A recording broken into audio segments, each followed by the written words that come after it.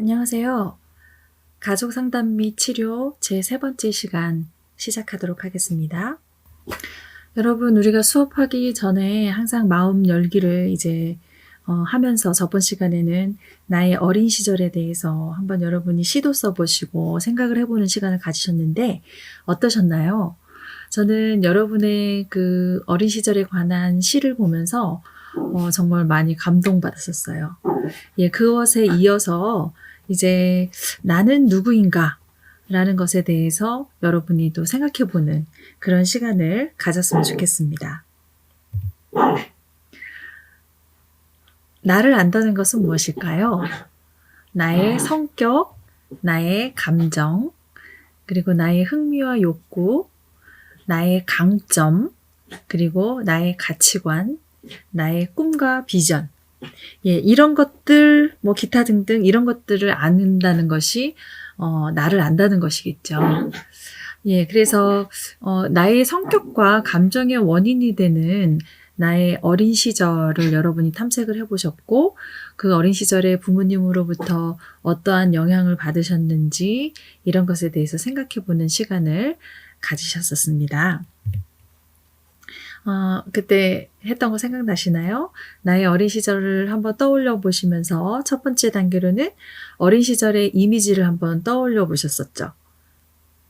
어떠한 경험의 그런 순간들이 있었는데 그런 순간, 그런 사건에서 그 느껴지는 그런 감각을 세부 묘사를 한번 해보셨었고, 두 번째 단계로는 이미지를 통해서 느끼기, 그러니까 어린 시절에 그때 그 사건을 겪으면서 그 이미지가 어땠었고 그 이미지와 관련된 여러분의 감정들이 어땠는지 그것을 한번 적어보셨었고, 세 번째 단계로는 이미지, 느낌, 소리를 사용해서 시를 한번 써보셨었죠. 이런 시가 있었어요. 어린 시절은 열어보면 날개가 부러진 파랑새가 안에서 치료받고 있는 흔들거리는 마분지 상자다. 그리고 그 안의 치료는 사과나무, 젖은 여름풀, 넓은 하늘, 날개의 비행, 그리고 그 안의 비행은 집과 노래 부를 기회를 간절히 바라고 있다. 제가 이렇게 간단한 시를 소개를 했었었는데 여러분은 정말 이거보다 훨씬 더 멋진 그런 시를 쓰셨어요. 여러분 모두 시인이십니다. 기회가 되면 저희들의 그 시를 모아서 정말 시집을 한번 만들어 보고 싶을 정도로 여러분의 시를 보면서 제가 많이 감동받았습니다. 여러분 한번 또 시를 또 한번 써보실까요? 여러분, 나는 땡땡땡이다. 자, 여러분이 이러한 어린 시절을 겪으시면서 여러분의 이제 자아가 형성이 되어 오셨고, 또 나의 그런 자화상, 자존감 이런 것들이 이제 생기셨을 텐데요. 나는 무엇이라고 생각하는지 나를 이미지화 한다면 어떤 것일까요? 한번 머릿속에 떠올려 보세요. 나는 땡땡땡이다, 무엇이다. 이렇게 한번 여러분이 나에 대한 것을 이미지로 한번 생각을 한번 해보시고요. 여러분, 가시나무라는 그 노래, 가요를 잘 아시나요? 아시나요를 불렀던 조성모가 이 노래를 불렀었죠. 여기 보면 내 속엔 내가 너무도 많아. 이거 너무 유명한 가사여서 내 속엔 내가 너무도 많아서 당신의 쉴 곳 없네. 내 속엔 헛된 바람들로 당신의 편할 곳 없네. 내 속엔 내가 어쩔 수 없는 어둠, 당신의 쉴 자리를 뺏고, 내 속엔 내가 이길 수 없는 슬픔, 무성한 가시나무 숲 같네. 바람만 불면 외롭고 또 괴로워 슬픈 노래들 부르던 날이 많았는데 내 속엔 내가 너무도 많아서 당신의 쉴 곳 없네. 내 속에는 너무나 많은 내가 존재하죠. 그래서 당신의 쉴 곳 없네는 내가 내 자신이 쉴 곳이 없고 내 편할 곳이 없고 이렇게도 표현해 볼 수 있지만 여러분이 믿고 계신 그 당신의 위치에는 하나님의 존재가 들어갈 수도 있고 또 여러분이 소중하게 생각하는 어떤 그 무엇인가가 들어갈 수도 있겠죠. 그래서 내 속에는 이런 많은 그런 감정들과 또 어떻게 보면 상반되어지는 그런 모습들, 이런 것들이 많이 보여지는 것 같아요. 여러분, 디트리히 본 회퍼 목사님 여러분 잘 아시죠? 이분은 그 나치 시대에 나치에 항거해서 이제 옥중 나치 수용소로 들어가게 됐는데 옥중에서 쓴 그런 글과 시들이 많은 사람들에게 감동을 줬죠. 그 중에서 하나 나는 누구인가라는 시가 있어요. 이 시를 여러분이 한번 보시면 나도 약간 이런데 하는 그런 것들을 느끼실 수 있으실 건데요. 나는 누구인가? 사람들은 종종 말하길 내가 간수들에게 말을 건넬 때 마치 내가 명령하는 사람인 양 자유롭고 다정하고 분명하다고 한다. 나는 누구인가? 사람들은 또 말하기를 마치 내가 승리에 익숙한 사람인 양 불행한 나날들을 견디며 평화롭고 미소를 지으며 자연스럽다고 한다. 나는 정말 다른 사람이 말하는 그런 사람인가? 아니면 나는 다만 나 자신이 알고 있는 그런 사람에 불과한가?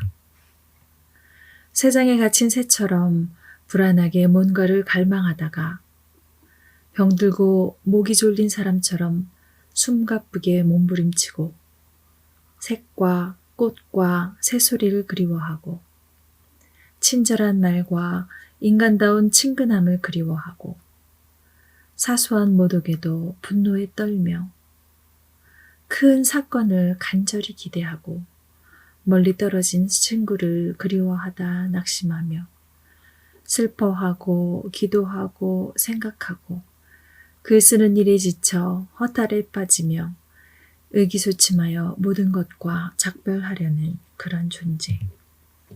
나는 누구인가? 전자인가 후자인가?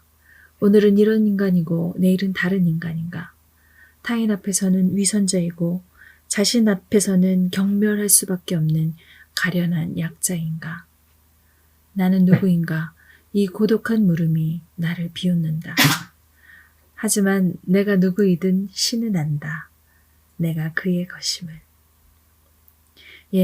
나치 항거에서 히틀러 암살을 기도하다가 게슈타포에 체포되어 플레센베르크의 수용소에서 처형된 독일의 목사님이시자 신학자이신 본 회퍼의 옥중 시였습니다. 그래서 여러분이 이 시를 한번 이제 보시기도 하시고 그러시면서 나는 누구인가 하는 시를 한번 적어보시면 좋을 것 같아요. 여러분이 아까 나에 대한 이미지를 떠올려 보셨던 것처럼 나는 뭐뭐이다. 그런 거 생각해 보시면서 자아를 위한 은유로 나는 무엇이다 하는 그런 시를 한번 여러분이 여러분 자신을 돌아보면서 한번 적어보시면 좋을 것 같아요. 제가 시 하나를 소개하겠습니다.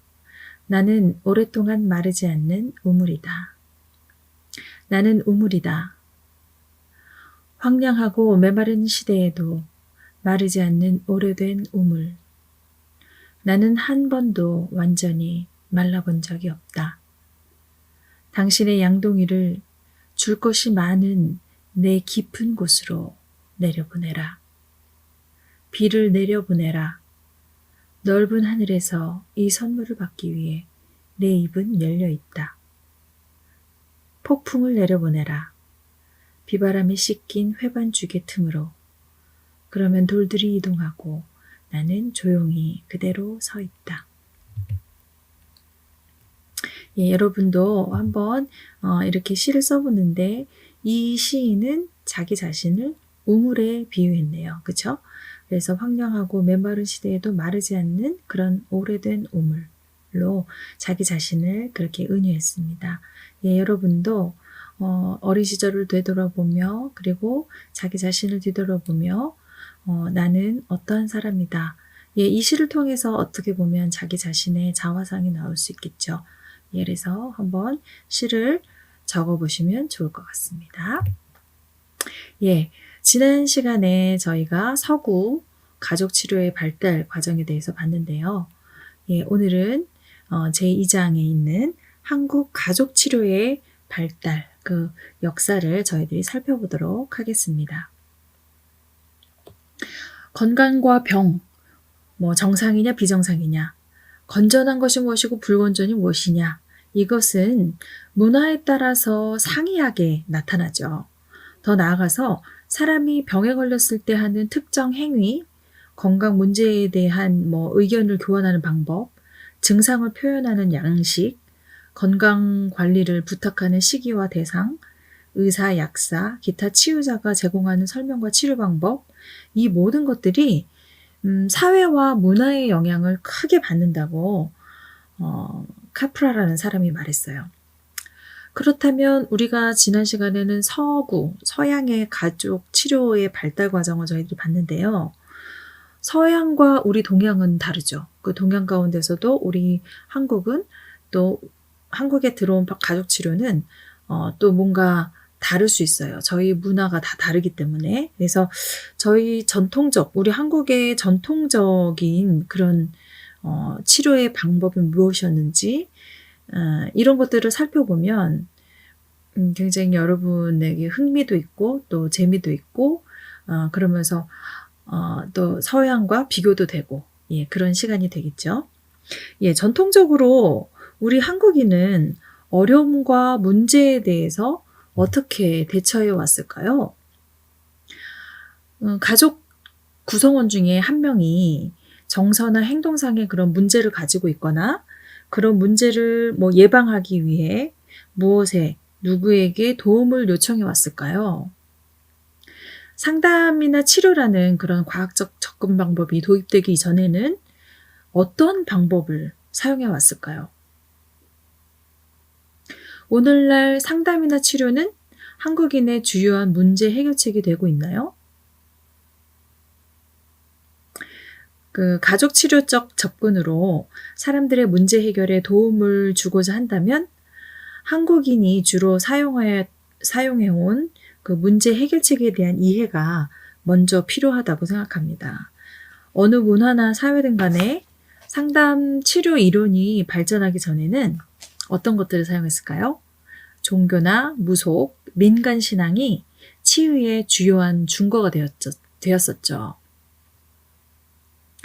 맥 골드립과 지오다노가 강조하였던 것처럼 사람들이 문제라고 여기는 것, 문제의 원인에 대한 신념, 문제를 의사소통하는 방식, 문제 해결을 위해 도움을 요청하는 방법, 치료자의 역할이나 태도, 치료에서 기대하는 것 등은 문화에 따라 많이 다르다고 볼 수 있어요. 그래서 서구에서 발전된 가족치료적 접근을 우리나라에 효과적으로 적용하기 위해서는 우리 문화에 스며들어 사람들의 삶의 방식으로 자리 잡아온 여러 가지 문제 해결책에 대한 이해가 선행되어야 됩니다. 예, 한국 문화는 어떨까요?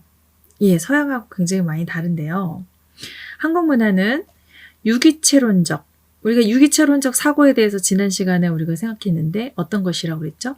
시스템으로 보는 것, 개인 그 하나하나로 보는 것이 아니라 시스템으로 바라보는 게 바로 유기체론적 사고라고 그랬죠.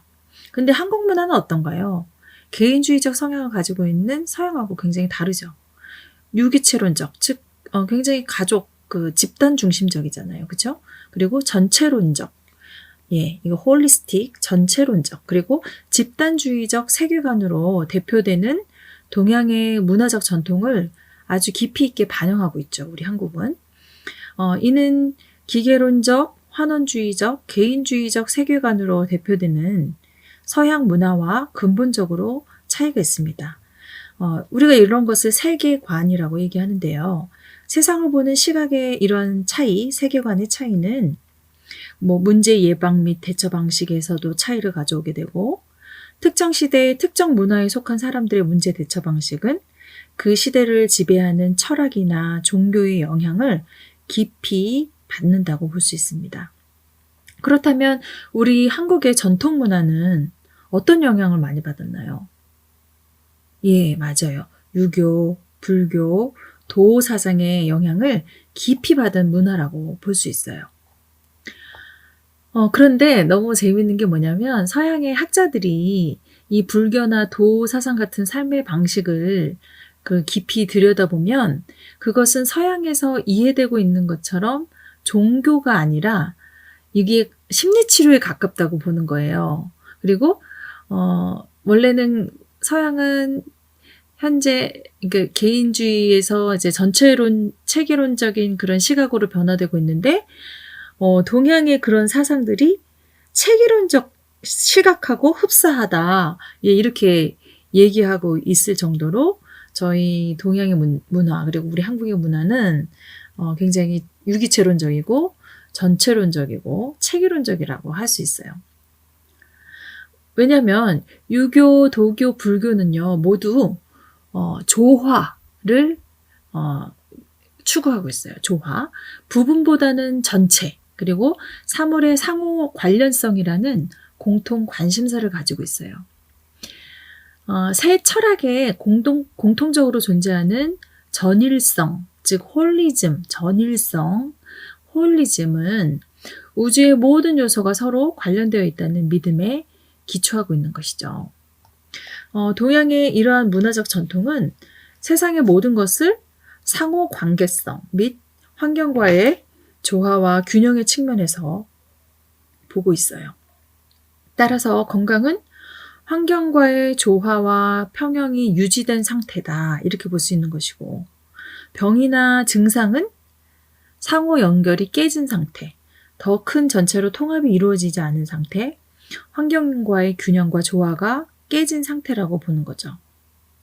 이와 같이 병이나 건강의 원인을 개인의 심리 내면이 아니라 개인 밖에 존재하는 더 큰 체계, 시스템이나 환경과의 컨텍스트, 환경과의 연결성에서 찾았던 한국의 전통 사상은 초기 가족 치료의 이론적 기초가 된 체계론적 시각하고 매우 흡사하다고 볼 수 있습니다.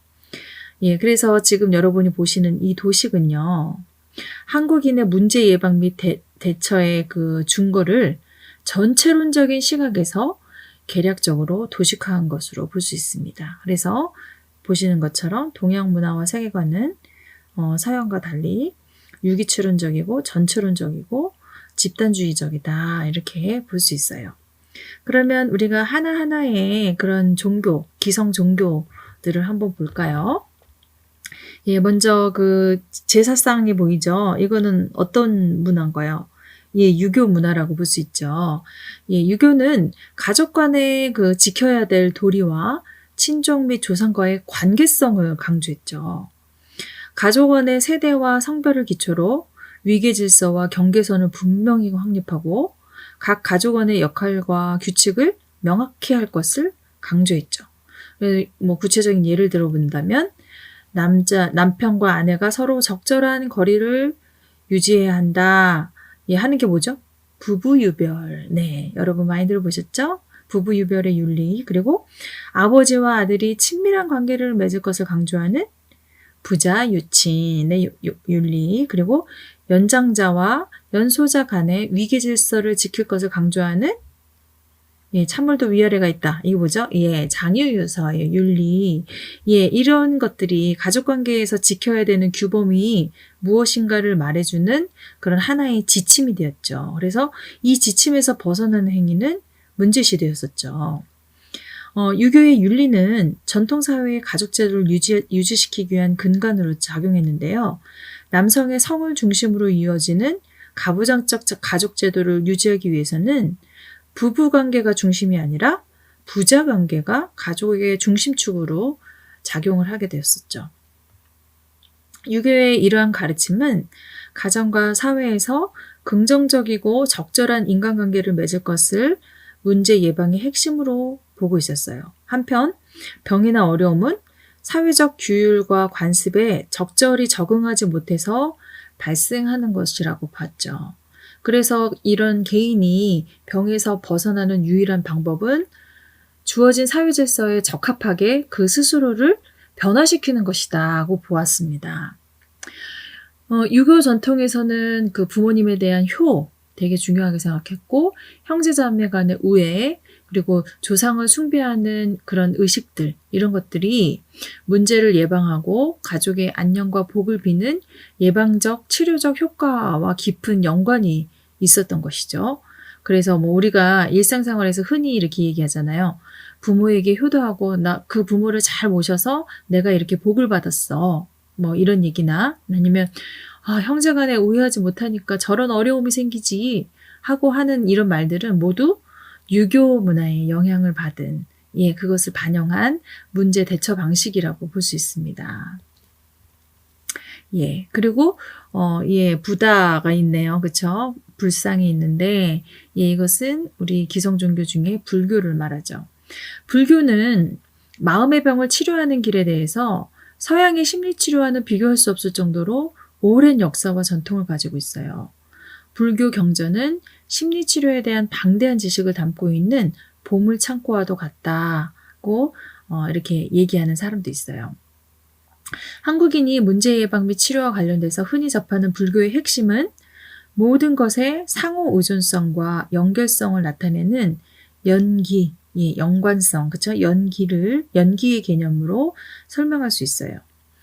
불교 방식에서 볼 때 고통이나 문제는 현생과 연결된 전생 혹은 살아오면서 자신이 지은 죄의 업부라고 하죠. 죄의 업의 결과다 이렇게 보고 있는데 이 업이라는 것은 인과응보라고도 하죠. 즉 모든 것은 나름의 파동을 만들어내며 성질이 비슷한 파동을 일으키는데 좋지 못한 생각과 말, 행동이 악하고 유해한 성질의 파동을 끌어오게 됨으로써 결국 좋지 못한 파동으로 결말이 난다는 것이에요.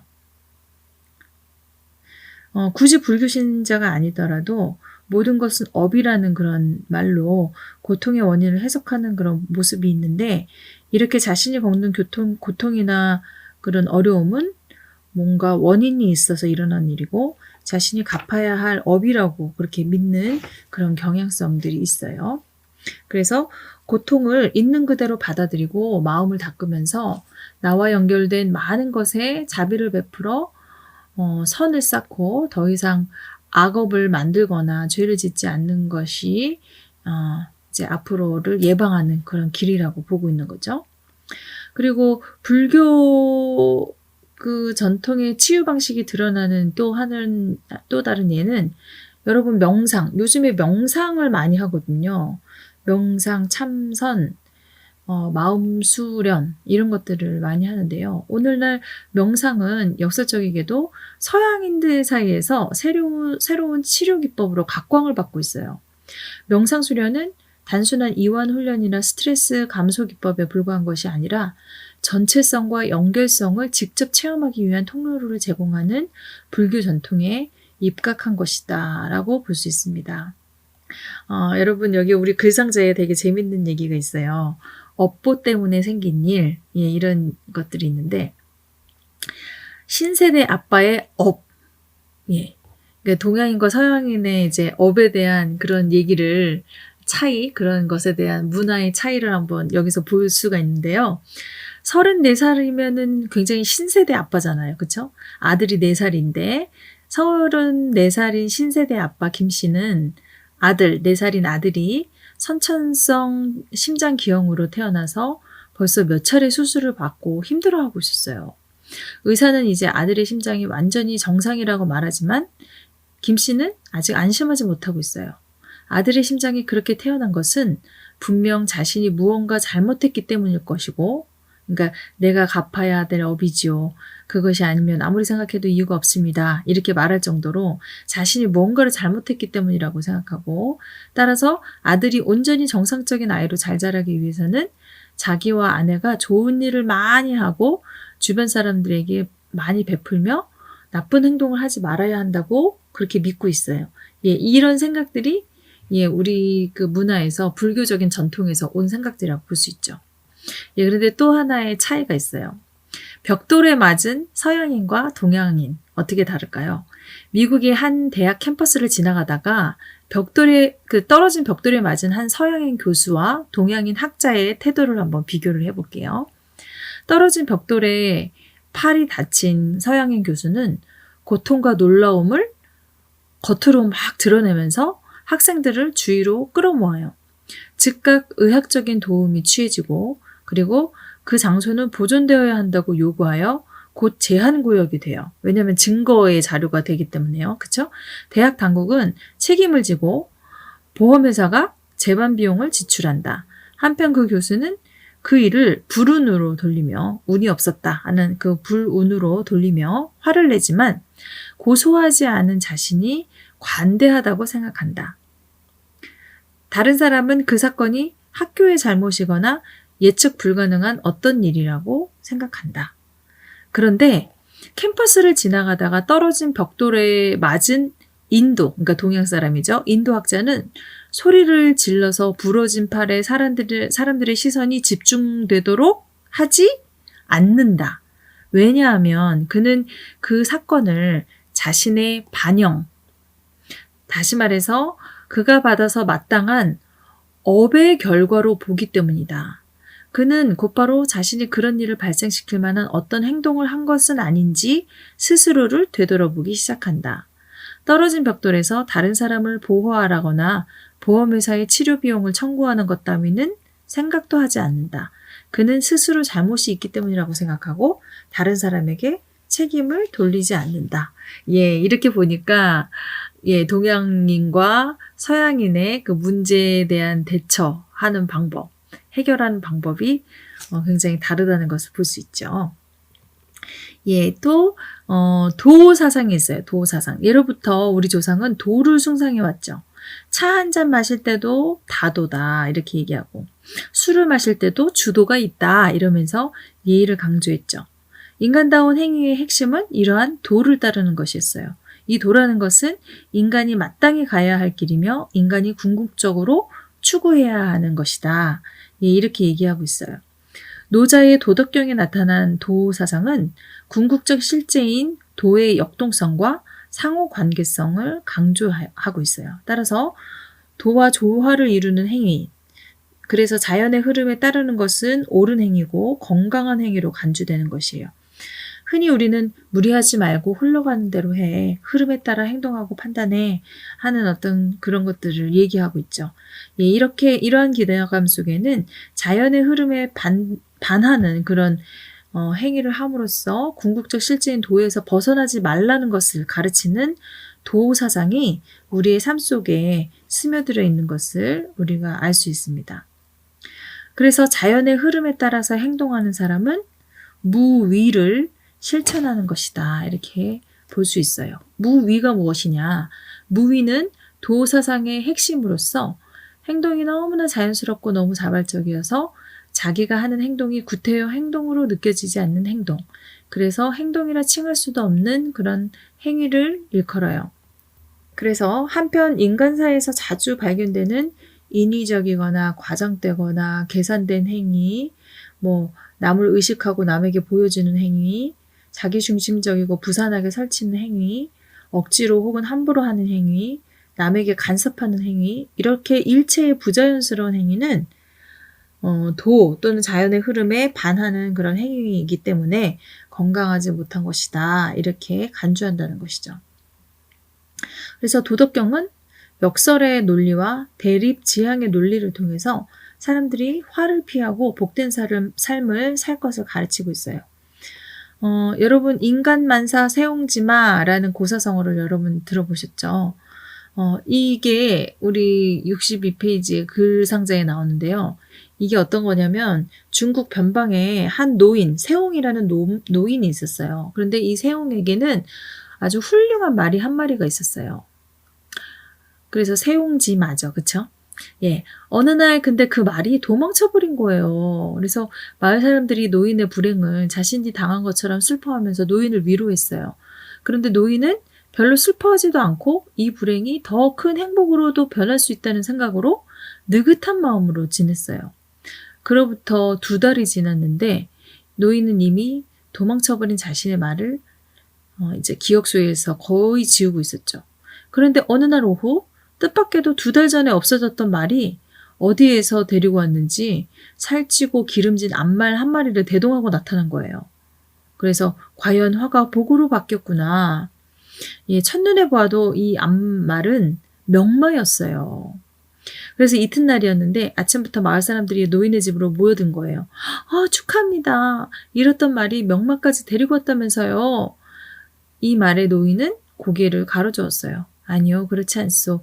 이 복이 화가 될지도 모르는 일이오. 아니, 공짜로 명마까지 얻었는데 그게 무슨 화근이 되겠습니까? 그랬더니 두고 볼 일이오. 예, 이렇게 노인이 얘기했죠. 노인에게는 승마를 무척이나 즐기는 아들이 있었어요. 어느 날 아들은 이 부친 몰래 암말을 끌고 나온 거예요.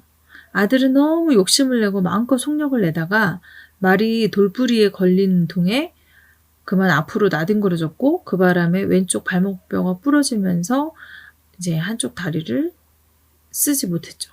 그래서 복이 화로 바뀐다고 하지 않았더냐 마을 사람들이 또다시 노인의 집으로 몰려들어온 거예요. 참 안 됐습니다. 어쩌다 이런 불행이. 그랬더니 노인이 또 자신 있게 대꾸했어요. 이런 화가 복이 될지 어떻게 알겠소? 아들이 절름발이가 된 지 한 해가 지났고 어느 날 흉노족이 쳐들어온 거예요. 마을의 젊은이들은 모두 전투에 참가해야 하지만 노인의 아들은 다리를 쓸 수 없었기 때문에 전쟁터로 나갈 수가 없었어요. 그런데 그 전투에서 마을 젊은이 10중 8구가 다 전사했던 거예요. 노인의 아들만은 그 다리 때문에 종군을 할 수가 없으니까 노인의 아들만 살아남을 수가 있었다는 것이죠. 이렇게 세상 일이라는 것이 앞날을 예측하기 힘들고 길흉화복을 점치기가 어렵다고 볼 수 있어요. 복이 화가 될 수 있고 화가 복이 될 수도 있다는 것이죠. 인간만사 세옹지마인 것이죠. 따라서 발생한 일에 웃고 울고 하기보다는 긍정적인 생각으로 현재에 충실할 것을 권하는 고사성어인 셈이죠. 이것이 이제 도덕경에 나오는 그런 말이고요. 그리고 도덕경에 자주 활용되는 그런 역설의 원리가 문제 예방 및 대처 방식에서 나타나는 또 다른 예는 지는 것이 이기는 것이다. 호사다마, 좋은 일 끝에는 마가 온다 이거죠. 그리고 전화위복, 화가 변하여서 복이 된다. 예, 이런 것들이 바로 역설의 원리죠. 예, 사람들이 갈등이 있을 경우 맞서려 하기보다는 상대방에게 지는 것이 곧 이기는 것이라는 역설. 좋은 일이 있다고 너무 기뻐한 나머지 균형을 잃지 말고 미래에 생길지도 모를 나쁜 일에 대비하라는 역설. 화가 변하여 복이 될 수도 있고 복이 변하여 화가 될 수도 있으니 어느 한 시점에 머물러 울고 웃고 하는 행위를 삼가라는 그런 역설적인 지침들이 길잡이가 되어져 왔던 것이죠. 예, 그리고 음양오행 사상이 있어요. 동양의 사회 문화 전반에 걸쳐서 막대한 영향을 끼친 이 음양오행 사상을 부정하는 사람들이 많지는 않을 것이에요. 이 사상은 정치, 철학, 음악, 이론, 천문, 역법, 동양의학 전반에 부인할 수 없는 흔적들을 남겼어요. 또 오랫동안 한의학, 풍수, 역학, 사주명리학에 적용되어서 한국인의 삶의 양식을 지배해봤어요. 또 서양의 심리학적 전통에 입각한 성격 유형 검사가 우리나라의 그 사주팔자를 보는 것보다 더 과학적이고 합리적이라고 이렇게 믿고 있지만 실제로는 그 한의학이나 역학에서 오랫동안 한국인이 병이나 문제를 예방하고 치료하는 주요한 접근 방법으로 이런 것들이 자리해 왔다는 것이죠. 이 이론에 따르면 음양과 오행의 순환이 융합돼서 우주의 모든 면이 역동적 형태의 전체 속에서 잘 정의되고 기록될 수 있고 이 체계가 병의 진단과 치료의 이론적인 기반을 형성한다고 볼 수 있습니다.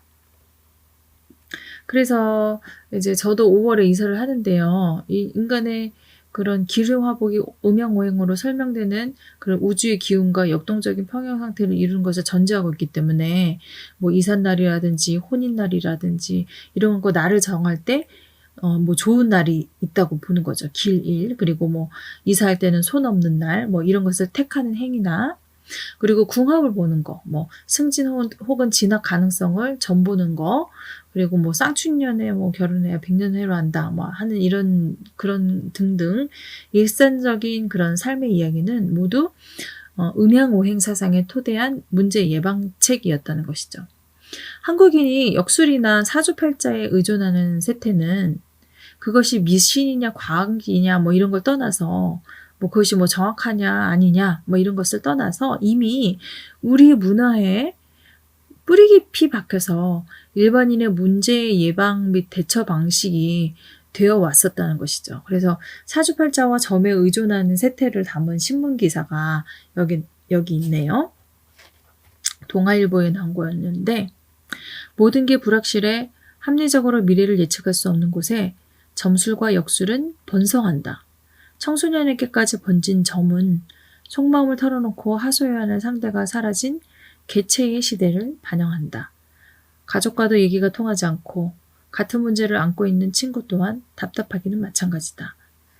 신경정신과를 찾아가 의사에게 불안을 배설하듯 각박한 시대를 사는 남녀노소에게 점은 삶의 한 소품이 되어버렸다. 예, 이렇게 나왔고요. 또 오마이뉴스에 나온 걸 보면 점은 과학적인가 비과학적인가는 별로 중요한 문제가 아니다. 점은 심심풀이로 재미삼아 볼 수 있다. 또한 점은 정신적 치료, 즉 심리적 위안과 촉진 효과를 낸다.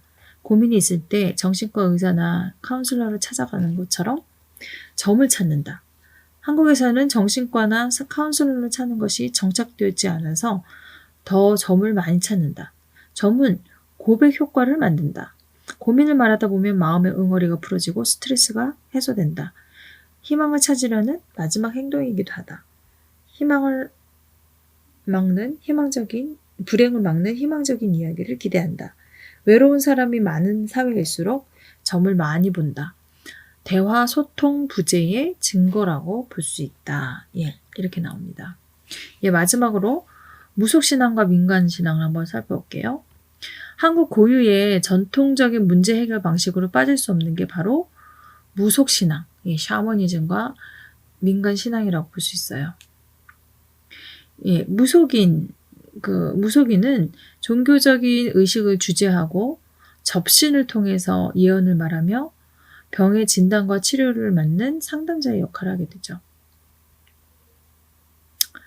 샤머니즘은 인간이 질서 있는 체계에 불가결한 부분이며 모든 병은 우주적 질서와의 부조화한 결과라고 믿고 있어요. 또 병은 일종의 부도덕한 행위에서 징벌로 해석되기도 하고 병이 발생한 사회 문화적 맥락에 주로 관심을 가져요. 따라서 무당은 문제의 원인에 대한 질문을 받으면 경쟁, 질투, 욕심, 악령, 환자 가족의 잘못 또는 환자나 그 친척 중에서 누가 도덕적 질서를 지키지 못했다는 등으로 그렇게 설명하는 것이죠. 여러분 굿 아시죠? 이 무속치료 굿은 할 때 막 거기 가족들이 다 모이게 되죠. 전 가족을 대상으로 행해지는 이 무속치료 굿을 통해서 무당은 개인의 병, 그러니까 신체 질환이든 정신질환이든 개인의 병이 가족의 문제와 연관되어 있다고 설명하고 있어요. 뭐 그러면서 뭐 이렇게 굿을 하면서 이 집안이 이래서야 뭐 아들이 병이 안 나게 생겼나, 병이 안 나고 어쩌고, 화목하진 않고 저마다 잘났다고 저마다 위하라고 하니 집안 화목이 있을 수 있느냐? 그래서 내가라는 거 조상신이죠. 내가 참다 못해 벌을 주었다. 화목하고 부지런히 살아라. 이런 말을 듣고 뭐 가족에게 전달을 하기도 하고, 예, 굿을 통해서 가족은 화목을 되찾을 기회를 얻고 자신들의 그런 삶이 조상과 연결되어 있다는 그런 새로운 인식을 하게 되는 것이죠. 이와 같이 무당은 살아있는 사람과 죽은 사람 사이에 해결되지 못한 관계성을 다루는 어떻게 보면 치료자라고 볼 수 있고, 또 굿에서는 현재 살아있는 가족원과 죽은 가족원의 그 원혼 간의 원한과 갈등을 풀어주기도 하죠. 그리고 점이 개인을 상대로 하는 것이라면 굿은 이웃과 친척을 초대해서 내담자 가족을 위한 지지체계를 이루도록 한다는 점에서 어떻게 보면 이 굿이 가족 치료의 특징하고 일치하는 면들이 있어요. 그런데 이렇게 점차 사라져가고 있던 무속이 오늘날 다시 부활하고 있다는 그런 신문 보도가 있는 것처럼 무속의 그 기본 가정, 즉 대부분의 문제를 가족 밖의 외부에 투사시킨다는 점, 그리고 조상과의 관계성에서 그 원인을 찾는다는 점은 사람들의 삶의 양식에 아직까지도 뿌리 박혀 있는 것들이 많아요. 가장 대표적인 예가 개인에게 심각한 문제가 발생했을 때는 아무 연관도 없어 보이는 조상 무덤을 잘못 쓴 탓으로 돌리는 것도 있죠. 이는 조상 숭배라는 유교 전통과 결합해서 아직도 많은 사람들이 중요시하는 길흉화복의 길잡이가 되고 있습니다. 한국의 민간신앙에서도 문제 예방 및 치료적인 요인을 발견할 수 있는데요. 많은 경우 유교, 불교, 도교 등의 종교의식이나 샤머니즘과 결합된 상태로 나타난다는 것이에요. 그래서 이 민간신앙의 핵심은 인간에게 일어나는 일은 우주 전체에 영향을 주며 이 세상에 존재하는 모든 것은 영혼을 가지고 있다는 그런 믿음이라는 것이에요. 그래서 우리가 등산하다 보면 막 돌탑이 쌓여 있잖아요. 뭐 그런 돌탑이라든지, 돌탑에 그러니까 복을 비는 행위라든지, 마을에 들어오는 잡신을 막고 사람의 안녕을 빌기 위해서 마을 입구에 나무장성을 세워놓는 거라든지, 마을 뒷산에 선앙당을 짓는 거라든지, 이런 것들은 인간의 길흉화복이 인간을 둘러싼 자연환경과 밀접한 연관이 있음을 기본적으로 가정하고 있다는 점에서 체계론적 가족치료 관점하고 좀 상통하는 면이 있다는 것을 우리는 볼 수 있습니다. 자, 이제 다 종합해서 볼 때 유기체론적, 전체론적, 집단주의적 성향의 동양 세계관이 한국인의 문제 대처 방식에 분명하게 드러나 있음을 알 수 있어요. 다시 말해 한국인은 고통과 어려움의 원인이 개인을 둘러싼 관계망, 가족, 조상, 더 나아가 우주적 질서와의 연결성 속에서 있다고 믿어온 거죠. 따라서 문제 해결을 위한 치유 방식 또는 상담이나 치료라는 과학적 접근 방식보다 개인을 둘러싼 더 큰 체계와의 조화, 균형을 통해서 찾으려는 그런 성향이 있음을 알 수 있습니다. 이러한 모습은요, 지금 우리 개신교에도 좀 잘 나타나 있는데, 우리 개신교의 외국하고 좀 다른 점이 뭐가 있나요? 우리나라의 교회들은 새벽 기도를 열심히 해요. 이렇게 새벽 기도 열풍이 불었죠. 이것은 한국인 특유의 문제 예방과 대처 방식이 잘 드러나 있음을 볼 수 있어요. 즉 한국인은 체면을 되게 중요하게 생각하고 집단 행동을 선호하고 자신의 감정을 자연스럽게 표현하는 것은 뭐 안 된다 이렇게 억제하는 경향이 있고, 최근 사회가 심각히 변화하고 그것을 자연스레 표출할 그런 출구를 찾게 되죠. 그래서 새벽 기도회, 그 다음에 집단 그런 구역 모임 이런 것들은 개인의 슬픈 그 아픔을 경험하는 그런 집단의 일원으로 참여해서 체면을 손상하지 않고 자신의 아픔을 거침없이 쏟아내면서 해결책을 이제 모색할 수 있다는 점이 좋은 점이죠. 도사상, 음행, 오행사상, 무속신앙과 민간신앙까지 우리가 살펴봤습니다. 예, 우리 한국 사회가 굉장히 많이 변화되었죠. 가족을 둘러싼 사회 변화도 많이 일어났습니다. 예, 어떤 것들이 있을까요? 예, 먼저 여성의 노동시장에 참여가 증가했어요. 여성의 경제활동 참여율이 꾸준히 증가하고 있고, 전통적 가정에서의 돌봄 기능이 많이 약화됐죠. 그리고 전통적 성 역할 인식으로 기존 여성의 그런 일과 가정 양립의 어려움과 불균형을 경험하게 됐죠. 여성들이 일을 하는 것까진 좋지만 사회에서 일을 하고 또 집에 가서 또 집안일, 보이지 않는 그런 집안일을 해야 하죠. 그리고 저출산 문제와도 관련이 있습니다. 예, 그리고 우리 한국 사회는 많이 고령화됐어요. 평균 수명의 연장으로 인해서 이거는 우리나라뿐이 아닌 전 세계적인 현상이긴 한데요. 예, 고령화가 많이 되어 있고 노인과 가족관계의 문제의 이슈는 노인 케어 문제와 부양, 그리고 정신건강, 생활의 질 등의 이 있다 하는 것을 볼 수 있고, 또 부모님과 일찍이 떨어져서 할머니하고 산다거나 할아버지하고 산다거나 이렇게 되는 조손 가정의 증가가 뚜렷해지고 있습니다. 또 그리고 우리나라는 세계화되어졌죠. 이 세계화되어진 것이 결혼 시장에도 영향을 미쳐서 가족의 문화와 인종 구성을 변화시켰어요. 예, 6번째, 혼인과 이혼의 추세 변화. 혼인율이 지속적으로 감소하고요. 이혼율은 증가를 계속하고 있어요. 그럼 어떻게 되나요? 예, 거꾸로 되죠. 근데 부부 중심 가족은 정서적 기능에 문제가 생길 때 해체의 가능성이 높아진다고 볼 수 있습니다. 그리고 이혼 연령이 굉장히 증가하고 있는데요. 예, 이혼 연령이 증가해서 20년 이상 산 그런 부부들의 이혼이 증가하고 있습니다. 예, 또한 탈근대주의 가족으로 우리 한국의 가족은 변화되어지고 있어요. 가족 생애 주기가 변화되고 있는데요.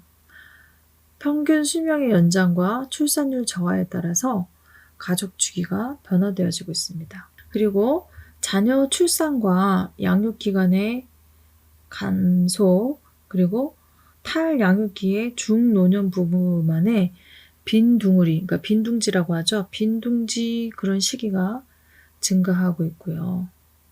그리고 가족 생활에서 부부관계의 질에 대한 비중이 더욱 중요해지고 있어요. 그리고 가족 구조도 많이 변화되어졌는데요. 핵가족이라고 하죠. 소가족화 경향에 따른 가족 규모가 축소되어졌고요. 다양한 가족 형태가 증가하고 있습니다. 또한 가족 가치관이 변화되어지고 있어요.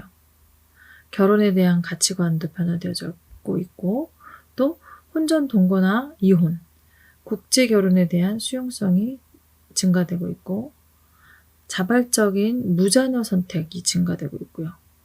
노부모 부양에 대한 인식도 많이 변화되어졌죠. 그리고 가족 기능도 변화되어졌습니다. 예, 우리 가족의 기능은 생산과 소비, 교육 기능, 오락 기능, 종교적 기능 이런 것들이 대폭 축소됐고요. 가족의 돌봄 기능도 약화되어졌고요.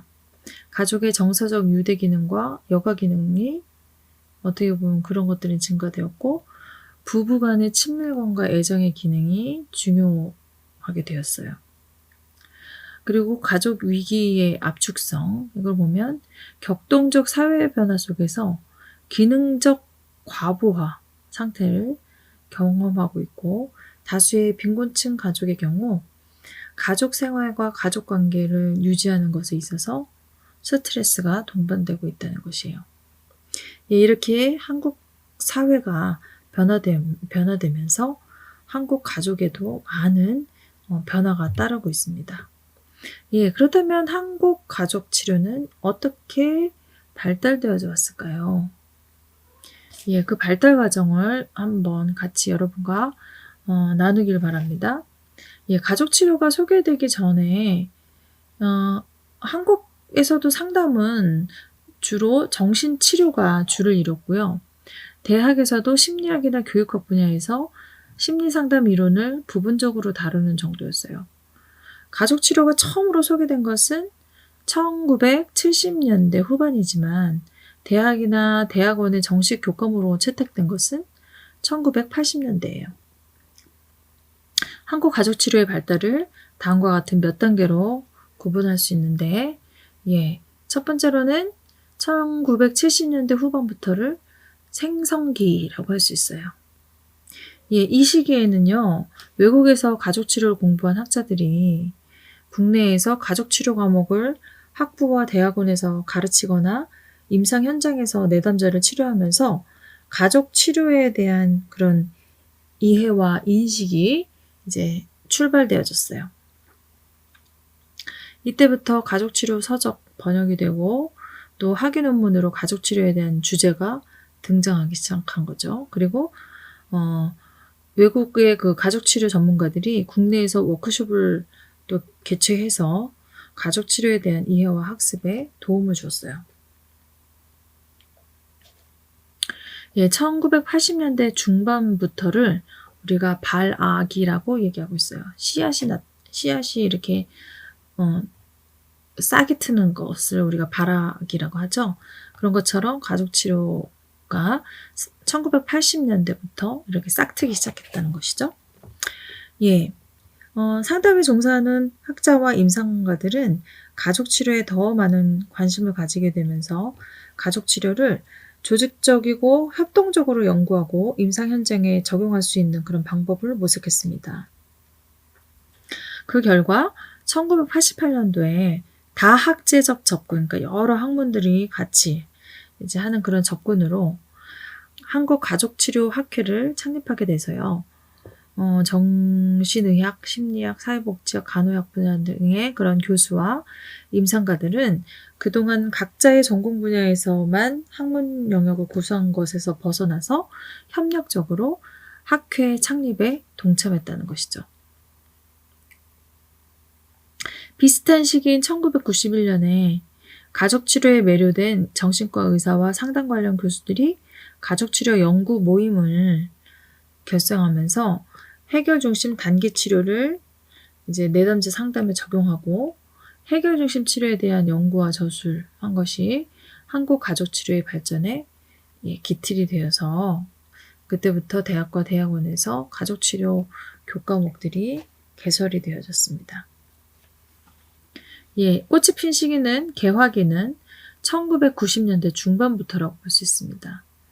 한국 가족치료 발전은요, 한국가족치료학회가 개최한 다양한 가족치료 모델에 대한 이론 특강과 워크숍에 힘입은 바가 커요. 가족치료 모델에 대한 워크숍은 해결 중심 단기 치료, 사티어의 경험적 치료, 구조적 치료 등으로 굉장히 다양하게 이제 워크숍이 벌어졌는데 이 중에서 해결 중심 단기 치료의 개발자인 김인수 박사님과 남편 드세이저 되게 유명하신 분이에요. 그래서 이 드세이저는 한국의 임상가를 위해 지속적으로 교육과 슈퍼비전을 했고요. 오늘날 이 모델이 국내에서 가장 많이 애용되는데 큰 역할을 했어요. 1993년도에 한국가족치료학회가 학술지를 출간하면서부터 가족도가 붙기 시작했어요. 가족치료에 대한 연구가. 그래서 학위 논문도 이 가족치료에 대한 주제가 늘어났고 이 학회에 대한 관심과 참여는 아동학, 가족학, 상담학, 목회 상담학회에서도 이렇게 이루어졌고 학회 발전과 파급에 영향을 미쳤어요. 성장기는 2000년대부터입니다.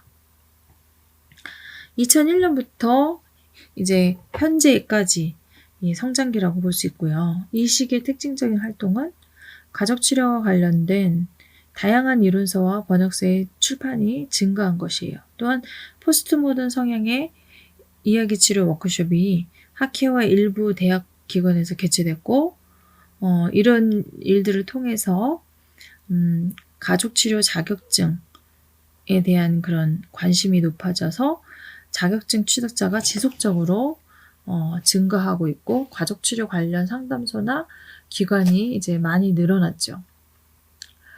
예, 그럼에도 불구하고요, 가족치료를 정말 전문적으로 할 수 있는 그러한 상담자들이 아직은 많지 않은 상황이고요. 가족치료를 활발하게, 이전보다는 당연히 많이 활발하게, 치료의 방법으로 쓰고 있지만은, 아직까지 우리나라에서는, 가족 치료를 여러 가지 그런 여건상, 많이 하지 못하는 것이 현실이기도 합니다. 가족 치료의 현황을 보면요. 아까 이야기한 것처럼 가족 치료는 다학제적인 성격을 가지고 있어요. 그래서 뭐 한국 가족 치료의 분야는 이제 서구와 마찬가지로 가족 현상, 가족 문제, 가족 개입에 관심을 갖고 있는 여러 학문 분야가 모여서 이루어진 다학제적 성격의 그런 분야라고 할 수 있어요. 그래서 가족 치료를 교육하고 훈련하거나 직접 가족에게 서비스를 제공하는 사람들은 가정의학, 가정학, 가족학, 교육학, 교육심리학, 상담학, 목회상담학, 사회복지학, 심리학, 아동학, 정신의학 등 다양한 분야의 학문적인 배경을 갖고 있어요. 한국은 아직까지 가족치료사 관련 국가공인 자격제도는 마련되어 있지 않은 상태예요. 현재는 가족치료학회, 부부가족상담학회, 한국가족관계학회 이런 이제 민간 단체를 주축으로 자격심사와 자격증 교부가 이루어져 있다고 볼 수 있습니다. 그래서 우리 한국은 아직 그 국가 자격증으로 상담 자격증이 심리상담 자격증이 어떻게 보면 없다고 볼 수 있어요. 민간 자격증으로 이제 거의 많은 부분 민간 자격증으로 있고요. 지금 국가고시로 우리가 볼 수 있는 것은 청소년 상담사 그리고 임상심리사 이 두 가지만 국가고시로 볼 수 있습니다. 그리고 이 가족치료의 그 관련 법과 제도에 대한 이야기가 이제 있는데요. 지금 한번 볼까요?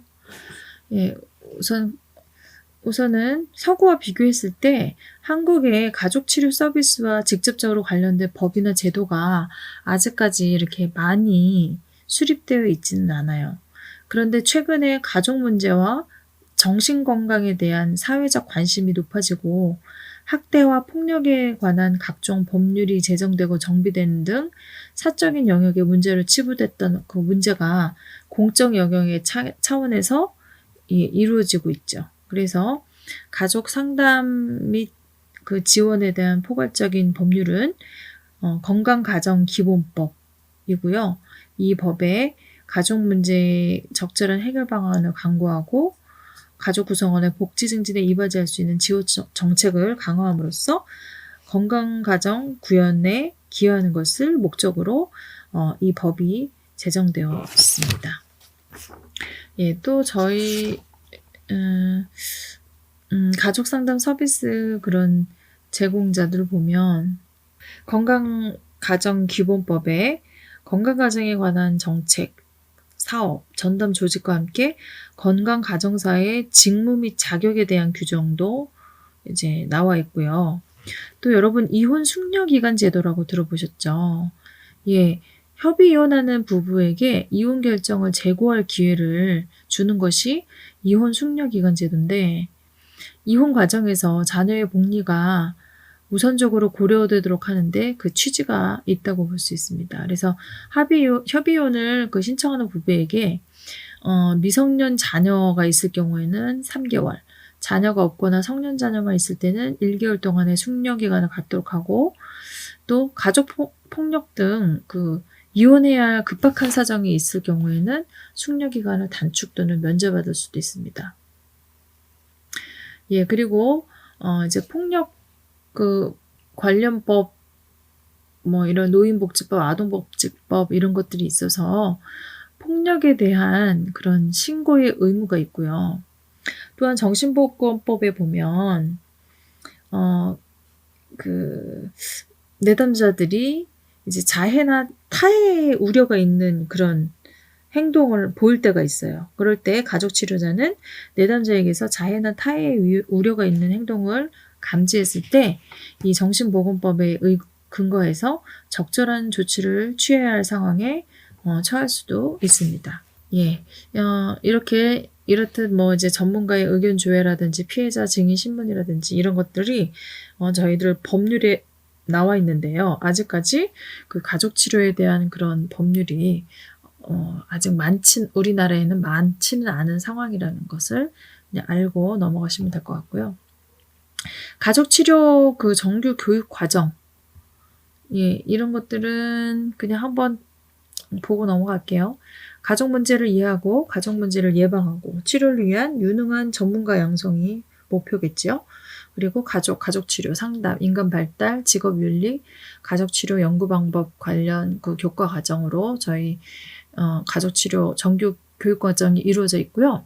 한국 가족 치료의 현장과 그 인력을 보면 의료기관, 지역 정신보건기관, 사회복지기관, 정부지원 상담기관, 사설상담기관, 대학 부설기관, 종교기관, 교육기관 등에서 상담 및 치료, 교육 등 다양한 프로그램을 병행하고 있습니다.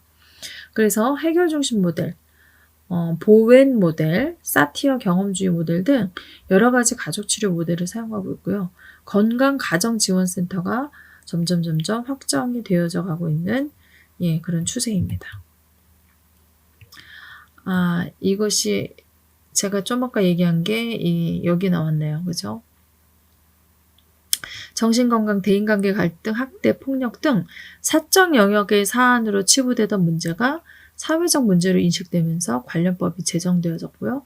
관련인에 대한 심리사회적 성격의 서비스를 제공하도록 하는 그런 조항들이 이제 포함되어져 있다는 것을 보고 넘어가겠습니다. 예, 우리 한국의 부부 가족 상담사 자격 제도는요.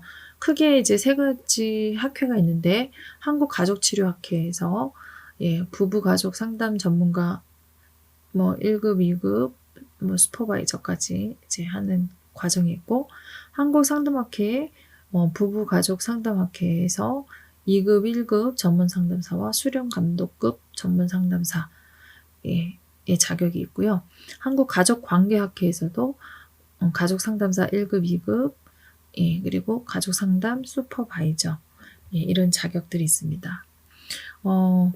여러분이 이제 혹시 이런 것에 관심이 있으시다거나 앞으로 더 상담에 대해서 공부를 하시고 싶으신 분은 이제 저에게 개인적으로 또 상담을 해주시면 또 여러분이 원하는 분야를 공부할 수 있도록 제가 좀 이끌어주는 역할을 하도록 하겠습니다.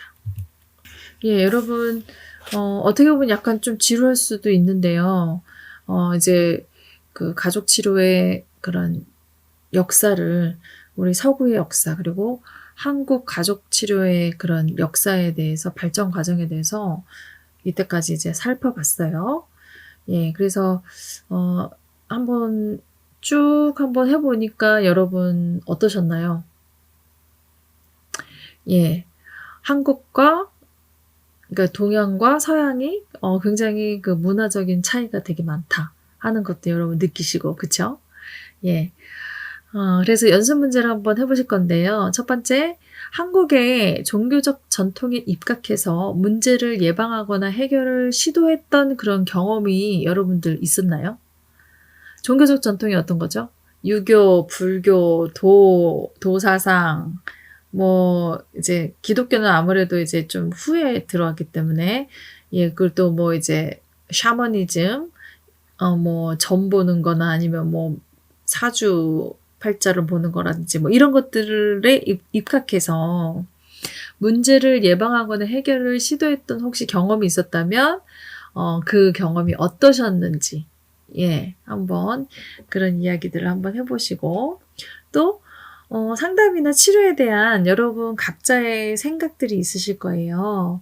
혹시 여러분 상담이나 치료를 받아본 경험이 있으셨나요? 그래서 만약에 받아보셨다면 그 경험이 어땠는지, 그리고 그걸 받게 된 동기는 무엇이었고, 받고 났더니 그 효과가 어땠는지 여러분 한번 얘기해 보시고요.